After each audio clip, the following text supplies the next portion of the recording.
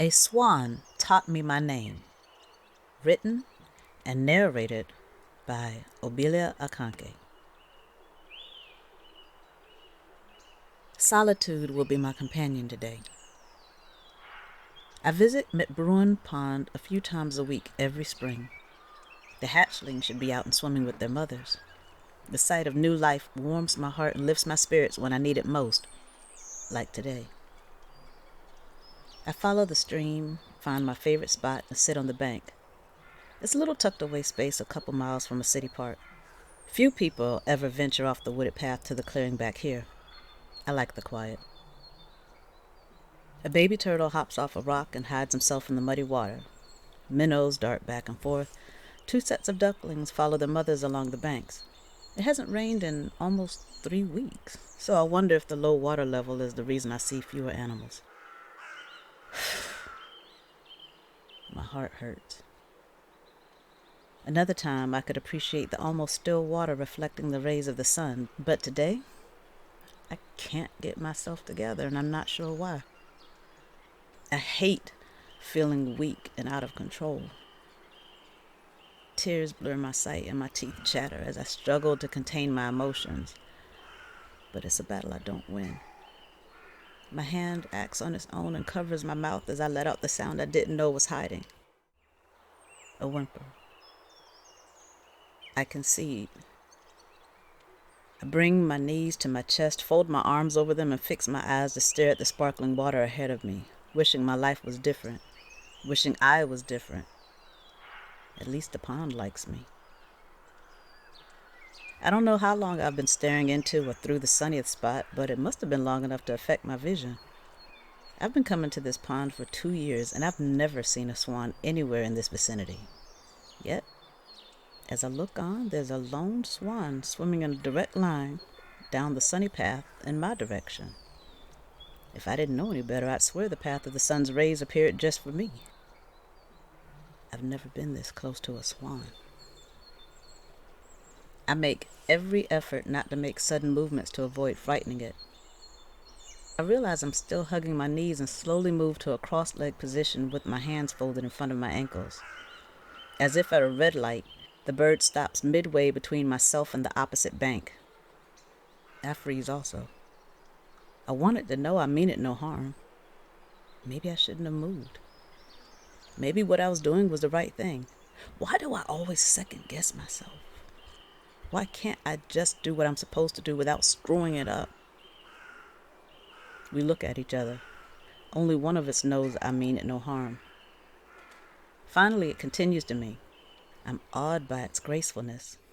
It glides effortlessly across the top of the pond without leaving a trail of ripples behind it. It's perfect in vision and movement, demanding nothing, disturbing nothing. As it approaches, I can't decide if I should look it squarely in the eyes or look at other objects to avoid being rude. It never stops looking at me. I avert my gaze. If this is a staring contest, I just lost. The power lies in this bird, not in me. I peek up periodically to make sure it is still moving toward me and realize my head is bowed. The bird carries an intangible, regal presence, and I know I'm being given the honor of its appearance. The shimmer on the surface of the water eases, allowing me to see my own reflection in the water. The swan pauses a few feet away from me. I give a small nod, smile weakly, and wait. The wait is uncomfortable. What now? Should I talk to it? Do I engage in another staring contest that I'm bound to lose? Should I hum a tune? What does one do when a strange bird approaches you? The swan seems unfazed. I feel as if it is examining my soul to determine my worthiness. It does not drop its eyes, yet I cannot hold mine up for long. The look it gives is more intense than I've seen from a person or animal. I always think of love when I see swans, yet this one seems as if it will fight me if I make a wrong move. I do not know if I'm more fascinated or fearful. The swan moves forward still until it joins me on the bank. It makes no sound but looks to the water, using its beak as if indicating I should look down as well. Our reflections are visible. He leans forward and pecks the water once.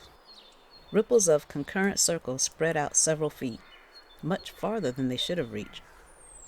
I look across the water to watch the last bit of movement. The sunlit pathway to me fades. "What are you doing here?" a voice asks. I almost fall into the water. I turn to face the person who must have sneaked up behind me, but no one is present. I look around. No one is within sight. I look at the swan, who has risen from his seated position to slightly open his wings. I must have startled him. I apologize and wait for him to sit again. I pick up a few blades of grass and rip bits of them like paper.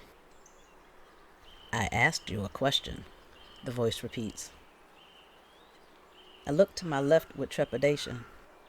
There are only two explanations. Either the swan has spoken to me or I'm losing my mind. My hope is the latter. At least I can blame my mental condition on the sun. I squint at the swan, suspicious about whether it is truly a bird, but it does not seem to care. It looks at me and tucks its beak under its wing as if preparing to sleep. I am relieved for the company of this bird that trusts me enough to rest near me, yet I'm concerned that I'm hearing things. "What are you doing here?" the voice asks a third time. I speak aloud to no one. "I like the peacefulness of the water, I guess." The swan lifts its head as if agitated I disturbed its rest, looks at our reflections, and then tucks its head again. "I am not sure," came the reply.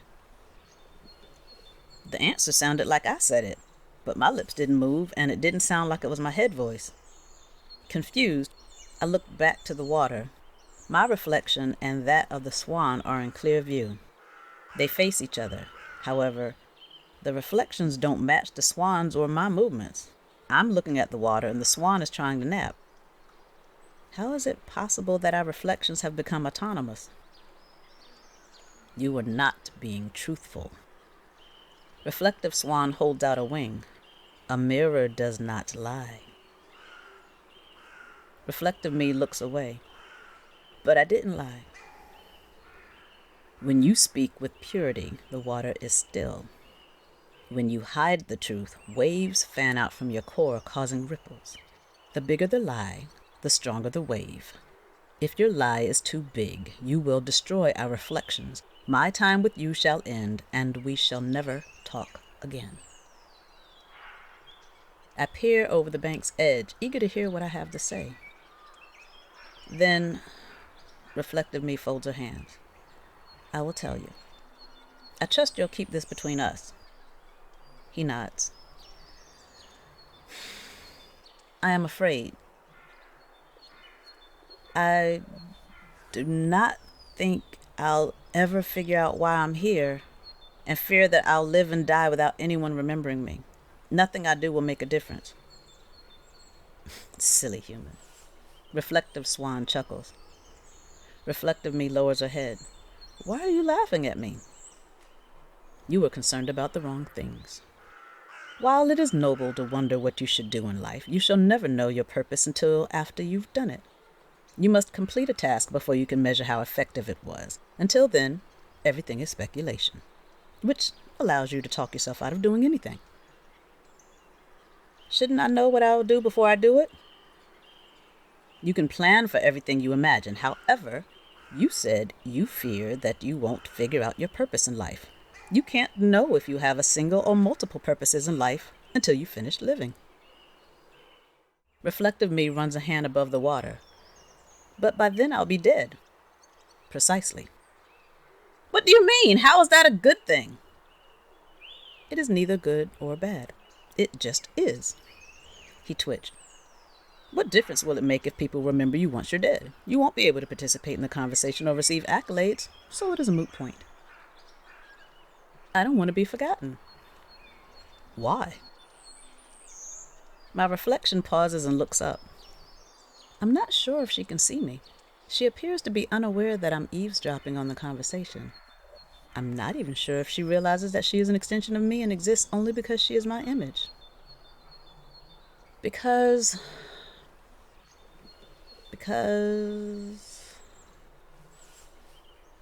my image doesn't seem to know the answer. I hope she finds out, because these are questions that haunt me. I wonder if she is the embodiment of my thoughts and cares. The swan beside me stirs in his sleep. If my reflection speaks of things that are on my mind, how is the swan's reflection able to answer me? Go on, reflective swan encourages. I lean closer.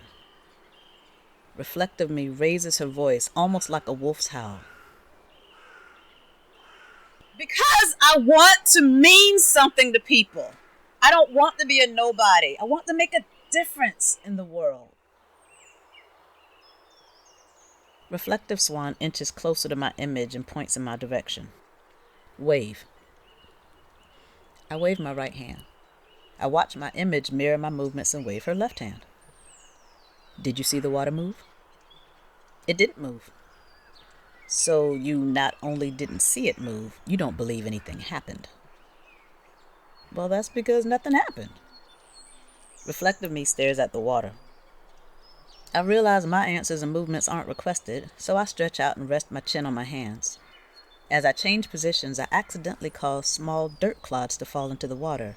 The sleeping swan wakes, pulls my sleeve with its beak, and makes soft trumpeting sounds at me. I did not realize swans made honking sounds, much less would think to pull me from the bank. The water has tiny waves, but our reflections are still in view. I thank the swan for warning me.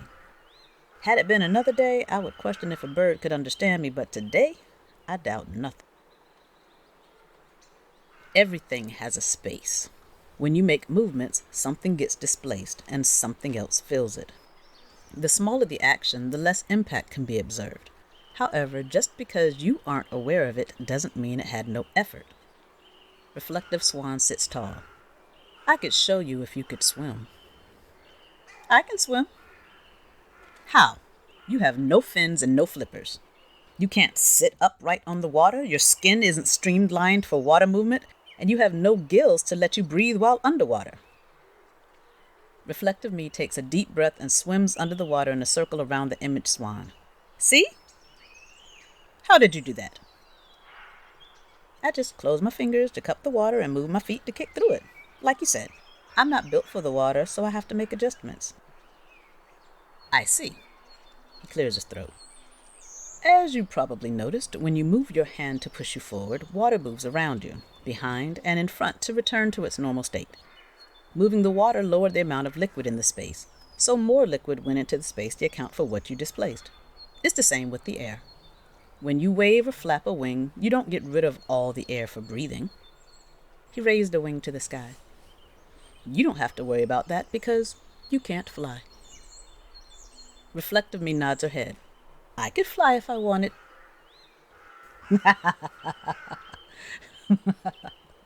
Surely you jest. You have no wings. People cannot flap their arms and take to the sky. Reflective swan lifts himself and extends his wings. It's even preposterous to suggest such a thing. I cannot do it on my own, but I can fly in a plane. The machine will carry me through the air because it is like a metal bird. Ah, the noisemaker that does not flap and uses no feathers. He rests quietly on the water. So you have seen and heard of a plane? Of course, I'm no hatchling. I knew you had the capability to do things I said you weren't built to do. I wanted you to know. He closed his eyes for a few seconds and softened his voice. You may not have the natural tools to do things others do with ease, but you possess the capability to learn how to use your body and what's in your environment to help you fulfill your desires. You might even be able to share what you learned with someone else. My image treads water and looks toward the tree bank as if lost in thought. I wonder what she's thinking. But I'm surprised her swimming doesn't create ripples like they did for her earlier. The waves move out from her as she moves, but the reflection is not distorted. I can see them both clearly. The water on my side isn't even affected. I guess there's only a disturbance and a possible break in the connection if I physically disturb the water I can touch, or if reflective me lies and emotionally disturbs the water on her side. I try to be more still than I have been. Reflective Swan turns toward the sun path that has reappeared and begins to swim away. Please, don't go. He turns back and says nothing. I was hoping you might have the answer for me. What is the question? How can I make a difference in the world? Reflective Swan paddles around reflective me once and then uses his beak to point to the water. Do you see the trail I left? Yes. Eventually it will subside, but now it is noticeable. He drags his feathers along the water. It is impossible for you to exist and never affect anything or anyone. Even if you had never been born, your absence would change the world because someone would have to cover the gap you fill now. But I don't feel like I've done anything worthwhile. Your feelings are irrelevant. They don't change what is. If you want to feel as if you've made a difference, then you will need to find what's important to you and pursue it with passion. Only then will your heart experience what your mind knows. My image lowers her head and holds her arms. Is something wrong? I think what you've told me is easy for you to say because, well, you're a swan. You're considered the most beautiful bird in the world. You don't have to build, guard, fight, or do anything special. Reflective me sighs. No one even comes after you for meat. Well, I should think not! He raises himself and flaps his wings 3 times so that he almost flies off the water. What kind of barbarian would want to eat a swan? This question makes me nervous, so I hope my image will give a quick but considerate answer. I still eat fowl and wild game, so lying about being a vegetarian would surely cause waves of falsehood to end the conversation post-haste. I know of no one who would consider such a thing. I think you are far too beautiful to be subjected to hard labor or a random meal. That is the 2nd time you've used that word. Reflective Swan glides nearer to my image. Why do you call me beautiful? Because you are. Everybody knows it. You must know it. You carry yourself with your head high. You are confident about yourself. I think life is easy for those who are beautiful. My image uses water to push a leaf away. Not like me. Reflective Swan touches his wing to my image's face. I could tell you my flaws, but focusing on those wouldn't do you or myself any good. I could tell you I believe I'm beautiful, but that wouldn't be a benefit to you. So, I shall put this question in your ear. He leans closer. What if I told you that a swan taught you to believe we're beautiful? Both my eyes and those of reflective me widen. No way! That can't be possible. And why not? When did it become popular to say that swans are beautiful? From the tale of the ugly duckling. But that came from Anderson's writing. You're not suggesting a swan couldn't talk to him the same way I'm talking to you, right? Reflective me squeezes her lips shut and looks around the pond as if searching for other talking animals. I guess if a swan can talk to me, one could have talked to him. But why? Maybe that swan didn't always feel pretty. Maybe he wanted to help people learn to feel good about the way they were created. I mean, not all creatures can have feathers. He spread his wings like an open fan. Plus, we are selective about who may hear from us. People tend to want to capture and imprison that which they believe is valuable. It's better for all of us if things are revealed as they should be. Yes, I suppose. Reflective me pauses. What is your name? Ruby. Reflective Swan gives a bubbly laugh. Silly human. Why are you laughing? I'm not trying to be funny. I'm the only person I know with this name because it's old. Have you ever seen a ruby? Reflective me nods. My mom has ruby earrings, but she only wears them on special occasions. Rubies are precious stones. People must dig in the earth to find them, but rubies are considered beautiful and valuable, are they not? Each time people say your name, they call you beautiful and important. Your parents gave you a name that states how precious you are. Why don't you believe it? I'm glad I'm already lying down. Reflective Swan is right. I keep trying to be what I'm not for people I don't know, but haven't been myself enough to appreciate the gifts I have and the love I'm already being shown. I've been so caught up in trying to make a difference according to what's popular and leaving an impression to be remembered after my death that I'm missing out on the people I matter to while I'm alive. I don't need strangers to tell me I'm special, helpful, or valuable because my loved ones already believe I am. I just need to know that, small or large, I am making a difference. And yes, I am beautiful. I look at the swan seated by me and whisper, "Thank you. I truly appreciate you." The swan makes a short sound, walks to the water, and joins with Reflective Swan. Reflective me waves, joins me, then speaks up quickly before the swans leave. "Sir, I didn't get your name." "My name is of no importance. The only name you need to remember is yours. Farewell, Ruby." The sunlight path the swan traveled to me returns. As he swims away, concurrent waves radiate from his trail. The vision of Reflective Swan and Reflective me are no longer visible. I know this means we shall never speak again. At least, I hope that restriction only applies to this lifetime.